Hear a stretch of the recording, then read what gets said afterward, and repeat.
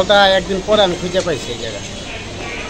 হ্যাঁ, এখান থেকে প্রতিদিন নিয়ে যেতে মানে প্রথম আসি, দ্বিতীয় দিন পাইছি কল খুঁজে।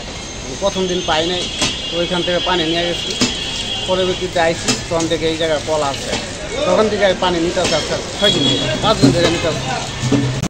ব্রাহ্মণবাড়িয়া 250 শয্যা জেনারেল হাসপাতালে প্রতিদিন গড়ে সেবা নিতে আসেন প্রায় 3000 রোগী। এসব রোগী ও তাদের স্বজনদের ভুগতে হয় পানি সংকটে, কেননা হাসপাতালটির বিশুদ্ধ পানির উৎস একটিমাত্র টিউবওয়েল। শুধু হাসপাতাল নয়, এই টিউবওয়েল থেকে পানির চাহিদা মেটান আশপাশের মার্কেটের লোকজন। ফলে টিউবওয়েলটিতে ভিড় থাকা নিত্যদিনের চিত্র।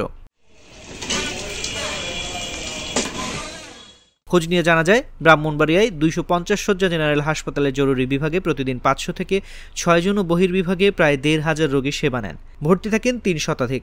রোগীদের সঙ্গে থাকেন স্বজনরাও। বিশুদ্ধ পানির জন্য তাদের নির্ভর করতে হয় একটিমাত্র টিউবওয়েলের উপর, কেননা হাসপাতালের ভেতরে ও চত্বরে লাইনের পানি থাকলেও তা পান করার উপযোগী নয়। কাপড় চোপড় ও থালা বাসন ধোয়ার কাজে ব্যবহার করা হয় এই পানি। এতে টিউবওয়েলটির উপর চাপ বাড়ছে। হাসপাতালের ভেতরে আব্দুল্লাহ কনফেকশনারির পরিচালক জামাল উদ্দিন জাগো নিউজকে বলেন, হাসপাতাল চত্বরে একটি টিউবওয়েল ছিল, সেটা নষ্ট হয়ে দীর্ঘদিন পড়েছিল। কেউ মেরামত করেনি, তখন হাসপাতালে আসা সেবা প্রার্থীদের পানির জন্য ভুগতে হতো। এই অবস্থা দেখে আমার বাবা নিজ উদ্যোগে টিউবওয়েলটি এখানে স্থাপন করেন। প্রতিদিন হাজারো মানুষ টিউবওয়েল থেকে পানি নিয়ে তাদের প্রয়োজন মেটান।